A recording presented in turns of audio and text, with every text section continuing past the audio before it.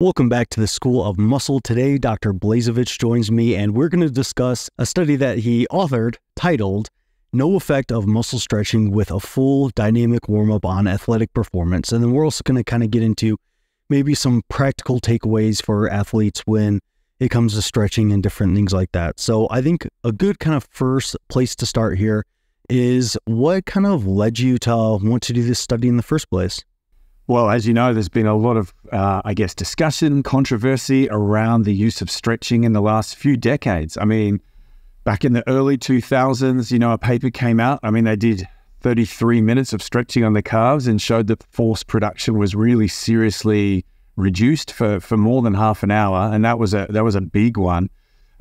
Most of us before that, I mean, you may have tried it when you were younger. You stretch a lot before the gym and all of a sudden you realize you're worse, not better. I think most of us had already understood there may be some problem with stretching.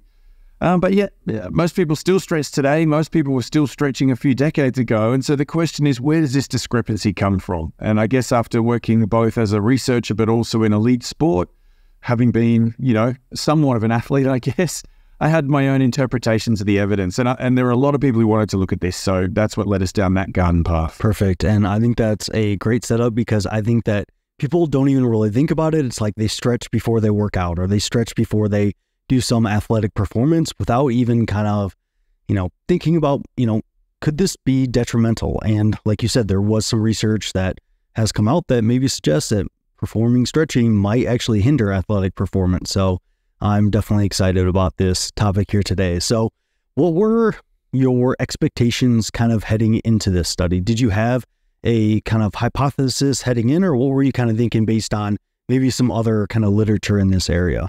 Well, I mean, I did definitely have a hypothesis, and Isaac Newton would say, once you have a hypothesis, you're already biased, and that becomes a problem. And that's why we sort of set up this study in a very specific way. And that hypothesis was that I didn't think stretching was going to have any detrimental effect at all. I just wasn't sure whether it might have had, on some of the tests, a little bit of an advantageous effect. I also wasn't too sure whether static and dynamic stretching would differ in their effects, actually. A lot of the research, the background research, which is, I guess, done using very simple study designs where you don't really perform a warm-up, you don't really perform a lot of practice on the day, you do a sprint or a vertical jump or some other test, and you say, right, we're going to do some static stretching in one group, dynamic stretching in another, and lo and behold, the dynamic stretching is better. Well, no kidding. I'm not sure why there's so many studies doing that, because I think you and I both know that if you effectively are dynamic in nature, you're warming up the muscles, something like a 5 to 6% improvement in muscle power for every 1 degree Celsius rise in muscle temperature. So if you're sitting on the ground doing some static stretching versus out there doing something dynamic, you know which one's going to win. But unfortunately, people, I guess, don't consider how the study design impacts the conclusions you should draw. So in sport, where athletes are not just doing that, a lot of people then thought static stretching, it might decrease performance. It's certainly not improving performance. Although I will just add a few caveats. If you're at long muscle length, it does improve performance even under those conditions by a few percent. So that's really worth bearing in mind. And in some activities like sprint running, even under, I would call these poor conditions, some improvements in sprint running performance have been observed too. So it's not that it's always bad. It really is bad during strength stuff if you're producing high forces. So if you're going to do a bench press or a squat and you're not doing a hell of a lot of warm-up or not leaving a lot of time, you really don't want to stretch too much. I think that's a reasonable conclusion for sure. Awesome. And that's definitely my audience, interested in strength and hypertrophy. So I think kind of with that, for your guys' study here, what were your methods? You mentioned that, some of these studies are inherently maybe not, I don't want to like slander any other studies. I know researchers are doing their best out there and everything, but sometimes the design isn't super conducive to kind of good practical takeaways. So how did you guys kind of design this study, and what were your kind of methods here? Yeah, we had a lot of input from people in elite sport. So, we had input from institutes of sport and strength and conditioning leaders in, professional clubs, sort of saying, here's what we do. And we took all that information and said, right, if we had to try and make our study relevant to the most people, so it wasn't perfect for any one sport, what would we do? And then as scientists, we thought, what are all the biases and validity issues that we'd seen in previous studies? And you're right, we don't want to, be derogatory to previous studies. I think any study is useful. The problem is how you draw the conclusions or what you take from it from an applied perspective. And what the majority of studies, hundreds of studies, have basically shown is if you don't do anything and then all of a sudden you either static or dynamic stretching is better, right? That's what we know. We also knew that if you stretch a lot, you can reduce force, right? So they're reasonable conclusions, right? Well, what we said was, okay, well, we're going to look at athlete performance. So first of all, we actually need athletes who are very well practiced running-based sport type athletes, and we need a big sample size. So instead of 10 or 12, we got 20. We needed them to be very, very good at these tests so that we had really good reliability. So not only were they already doing a lot of these tests in their own training sessions or testing sessions for their sport, but we gave them multiple familiarization sessions. Some of these guys had 3 or 4 sessions where they came in to do the testing. So that's a bit of overkill, but it's really important. We then looked at things like study blinding. I mean, just the subjects themselves already would have their own interpretation and belief systems, right, coming into the study. And they did. You saw, if you've read the study, you'll see that 18 out of the 20 believed before coming into the study that dynamic stretching would be better. So there's your bias. That's good to know about. Then we also decided to make sure that the researchers were blinded. So we had one group of researchers who led the warm-up component, and we even knew the time it would take for the different conditions and staggered the start times. And what that meant was, in one hall, you had all the warm-up and stretching being done under supervision, and they staggered them so that all of the people who finished that, regardless of what warm-up they did, came in, because we did multiple people at once, at the same time. So the researchers have absolutely no idea what anyone had done. So now the researchers also can't bias the results. So we did everything we could to blind everyone to the outcome. You can't blind the subject themselves, but you can at least ask whether they have a bias. And then we used pretty typical sporting tests, a lot of jumps and agility and sprints. And because we have multiple tests, we can even do little things like, if we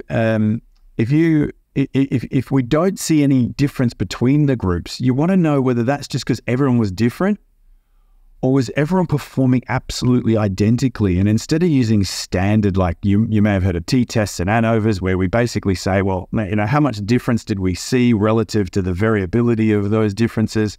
We said, well, also, how reliable were they? Because if people are literally regardless of the test condition, so the warm-up condition, if every week they came in and did exactly the same performance, that's better evidence that there was no effect than just saying, we didn't detect a statistical difference. Because that just might mean they were all over the place. They were all variable and we didn't see a difference. We even did things like at the end of your warm-up, so usually we stretch at the start of the warm-up in most sports, or if you go to the gym, you do a little bit of a warm-up, you might have a stretch, but then you've got all your warm-up sets, right? Like you don't just go and lug on 200 kilos on your squat. You do a bit of a warm-up. If you feel like you want to stretch, you'll do your stretches, and then you'll move up the loads, right? Of course, in sports, we do something similar. We do a bit of a general warm-up. We might do some stretching there, but we've got this long, sports-specific, high-intensity progressive warm-up, and then you often have a rest. How many athletes then immediately play? You got to listen to coaches' instructions, get your mouth guards ready, whatever it is. You'll see 7 minutes. That's a weird thing, but that's because it came from the fact that we had multiple sports saying, here's how long we take a break, and 7 minutes happened to be about the average across those sports. So yeah, look, we really tried to make it relevant to the application and then use our research knowledge to then make it reliable and valid as well.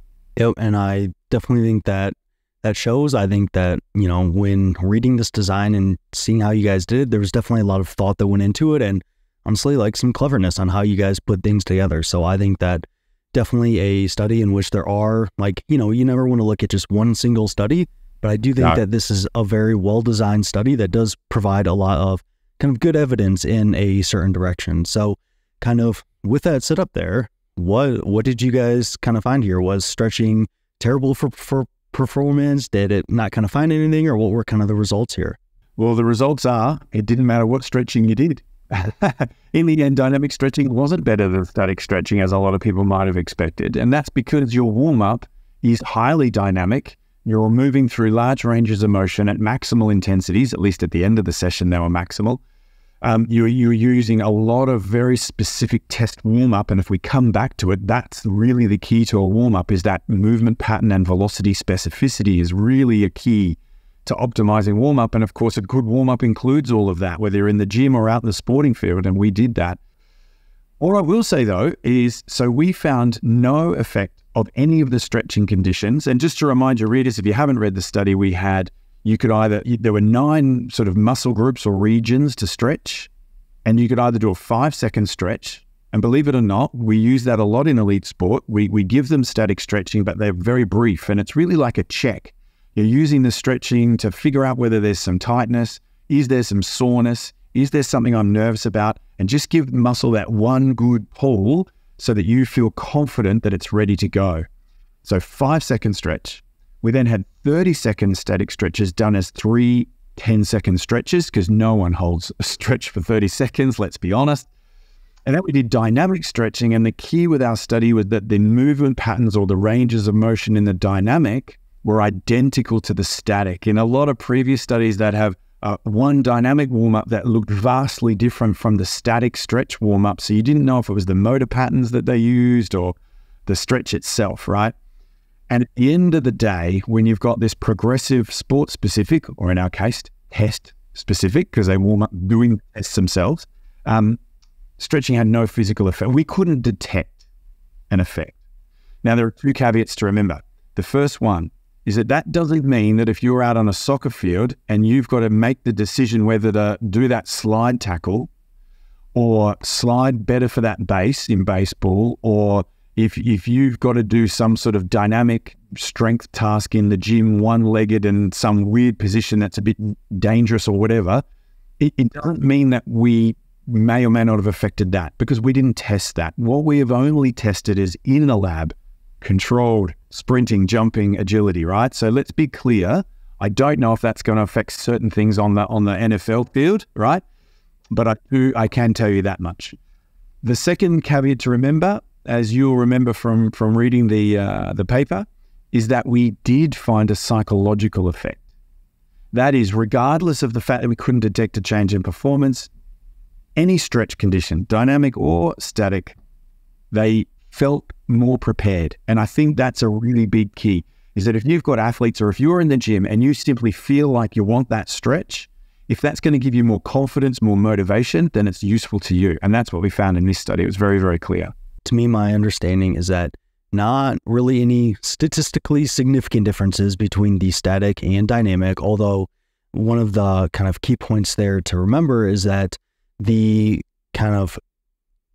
specific warm-up that they were doing for their actual test, you're kind of thinking that specificity there led to maybe not seeing these differences. Whereas if there wasn't kind of that specific aspect of it, then, who knows, maybe you would have seen some of the differences between static and dynamic. Am I kind of understanding that kind of first takeaway there? Yeah, I mean, that's very possible, because as you would do with any good warm-up, you always progress from, lower intensity to higher intensities, and you always progress towards very specific practice at the end, task practice. Now, I can tell you, because we haven't published these data, but in our lab, we've got some more data coming out in the next year or so, where we can even give you, say, just a simple knee extension task. And if it's heavy and slow, and then we say, right, how do you then perform if we ask you to do a lighter but faster knee extension? So really, really, really simple. You don't perform it as well as if you had have done the faster knee extension warm-up. And it comes down to a lot about how the nervous system activates our muscles. When you try to do a maximal effort activity, particularly one with a high rate of force development or a high speed of movement, the very first muscle signal that comes from your nervous system to your muscle has a very high frequency sort of burst of electrical activity in the muscle. And that sets the whole rest of the contraction up for force. That very early, that first 0.03 of a second of activity to your muscle sets up in the muscle what will happen over the next 1 to 2 seconds. And so that early burst of activity is key. And what we see is that if you warm up at a slightly slow speed and then try a fast movement, that early burst is down. In fact, we've even done things where we stimulate the brain and look at how excitable the pathway is from the brain to the muscle. And when we switch like that, we can see in that preparatory phase that the excitability is depressed. But if we've given you specific warm-up, that excitability is through the roof. And other people have shown that really well, that over just a few repetitions that are perfect, your whole nervous system really upregulates, gets highly excitable, and sends that information down.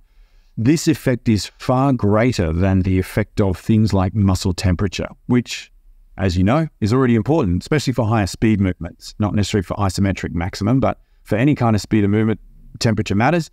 What we're finding is that your motor pattern is important. So perfect practice makes perfect. And I think that it kind of goes to show the importance of specificity in your warm-ups. As, you know, just me kind of thinking about this, I'm thinking about, you know, back when I used to play American football, at least, we would do hang cleans, and, you know, sometimes in our warm-ups for those, we would just kind of go through the motions, and we wouldn't try to perform them like very explosively. And it's just kind of like, you know, okay, we're just kind of moving weight around, not really trying to do it as fast as we can. And to me, it sounds like if we're doing an explosive movement like that, our warm-up should at least look very specific to what our actual kind of performance on our kind of working sets are going to be. So probably would have been better to do those as fast as I can, to really try to kind of, like you said, with kind of prime your nervous system. I'm not sure if that's the correct terminology for that, but to kind of prepare you for that phase. Does that sound roughly in the ballpark? Exactly right. I mean, if you're in the gym, so you're obviously talking about in the gym right now, and you're about to do some cleans, of course you can do any kind of just general warm-up to get your body ready. It might be some vertical jumps. You might do a few stretches to make sure you're feeling like you've got the right range of motion and you feel comfortable with getting in those positions. You might do some easy deadlifts, and then you slowly get faster and faster as you feel comfortable, as your tissues get warmer, as they're getting more extensible. But then toward the end of that warm-up, before you do your primary sets, even if you're at a slightly lower load, you need to be doing some fully explosive maximal trials, and you need to be trying to use the perfect technique that you're going to use when you get to those big sets that you're trying to do, that you think you're going to use to make your gains. If you do the wrong motor pattern in those warm-up sets, even if you try and use the right warm-up motor pattern in your next sets, you won't achieve it. Actually, I'll just tell you about one other study. In 1998, a guy called Klassen did a great study. He stimulated a part of the brain that makes your thumb move in one direction. He then asked people to practice moving the thumb in the wrong direction. He didn't move the TMS pulse. He kept that magnetic pulsar on the brain in the same place, but they practiced in just the wrong direction of the thumb. When they then stimulated that exact same part of the brain, so think of you sending a motor pattern from your preparatory areas to the motor cortex to say, right, do that, the thumb went in the wrong direction. Didn't go in the right direction. Imagine if you were trying to go in the right direction, all your brain knows is that that's where you normally would stimulate, and it would have gone wrong. It took about 20 minutes for that process to be overcome. Now, whether putting practice, I don't know, but that motor pattern interference is a real thing, that if you do something very similar but not perfect, you interfere. Any of your listeners who've ever tried to go for a ride on their bike and then try and run immediately feels weirdness on the run. That's a motor pattern interference from two things being similar but not the same. If you warm up wrong in the gym, you interfere with your primary set. That's bad luck for you. That is crazy. That 20 minutes to kind of get that back is wild to me. But yeah, kind of with your results here. So is there anything that particularly surprised you with your results? It sounds like they weren't necessarily totally in line with your expectations heading in. So were there any kind of big surprises, or was it just maybe slightly off base of what you're thinking, or what do you kind of think about that? No, I mean, I guess slightly we thought that maybe in drop jump tests, if you'd done a bit of stretching beforehand, you might have felt like there was a benefit there. But again, they did do a lot of practice at the drop jump test through the warm-up, because remember, it's got to be a sport-specific, or in our case, a test-specific warm-up. So I guess that makes sense.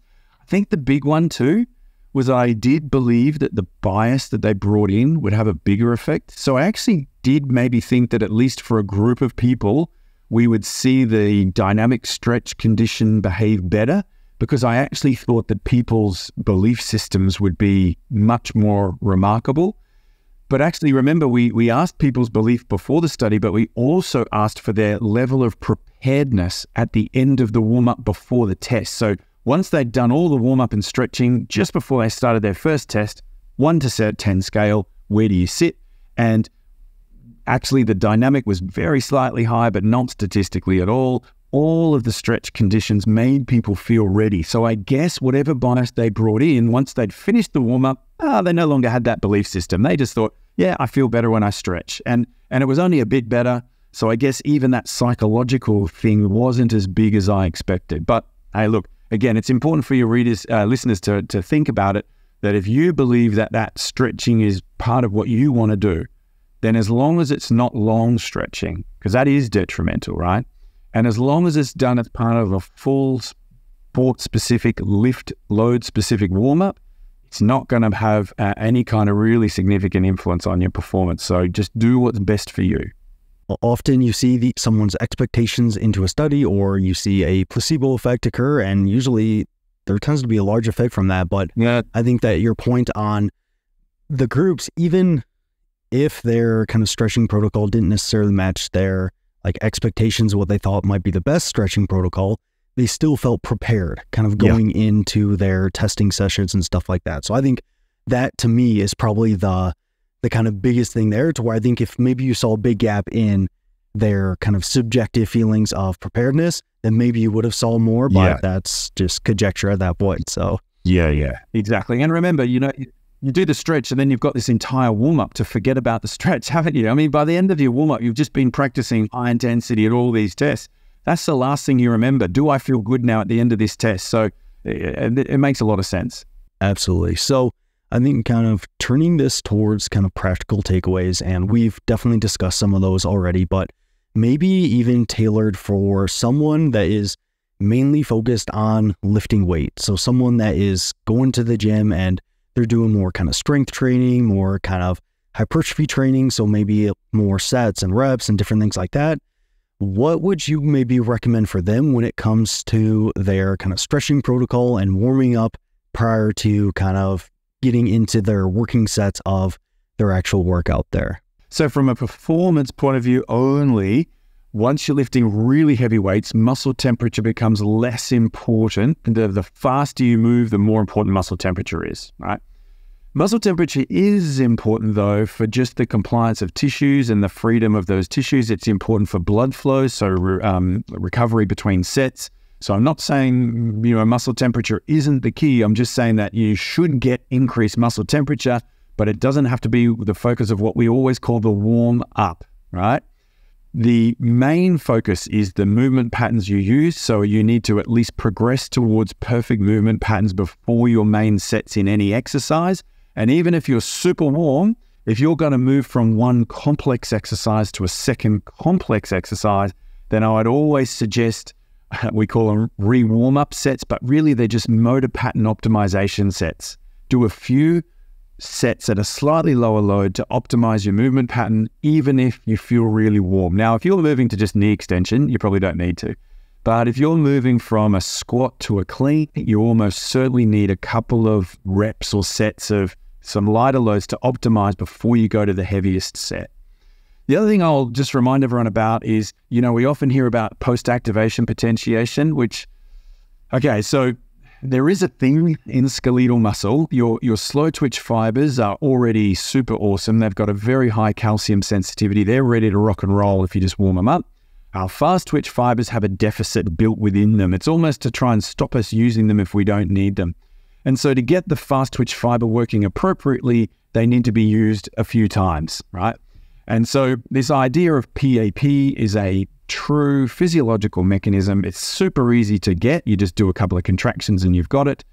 And it just means that your fast twitch fibers are now ready to be used. Now, you'll get that in any warm-up.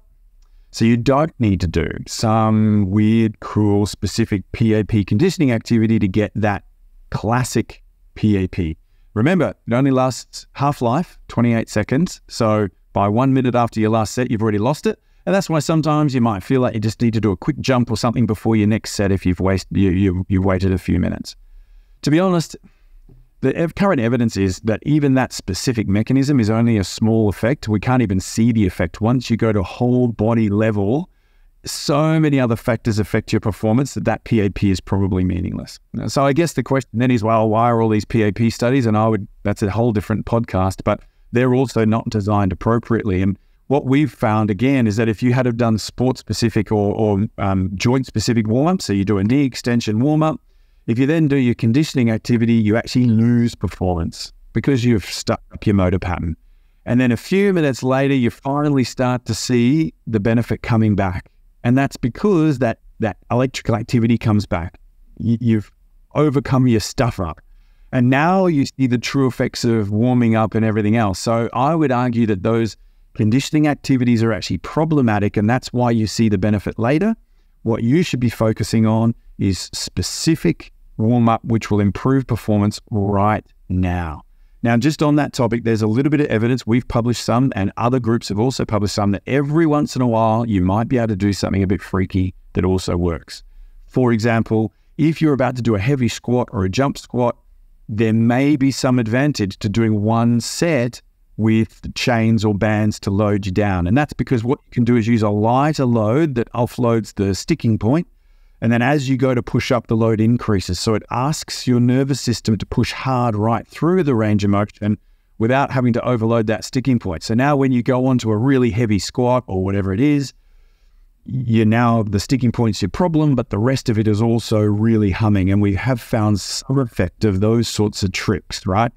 But generally, it's just that optimum warm-up. You really can't do better than a perfect warm-up.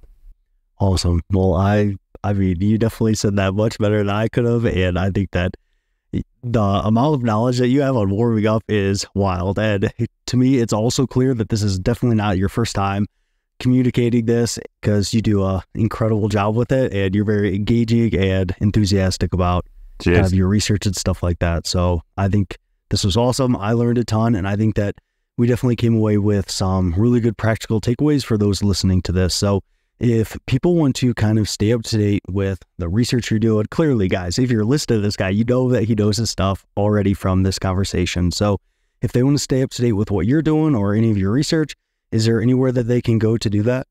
Well, obviously, Google Scholar is a good place to find the research. Just search for Anthony BLAZEVICH. I use that name. If it's on Twitter, @TonyBLAZEVICH. I am on Instagram and Threads and a few others, but I just find them too hard to use for this sciencey stuff. So all the sciencey stuff comes out on, it's X now, isn't it? Yeah. Twitter, X, whatever you want to call it. Who knows these days? @Tony BLAZEVICH. Yeah, nice. And of course, my email will be found. You can just Google my name and you'll find my email. So if you've got any really detailed questions or a bit hard over Twitter, feel free to email. Awesome. Well, thank you so much for coming on today. I definitely learned a ton, and I know my audience did as well. Great. No problem at all. Good to talk to you and your listeners, and hope everything goes well from here.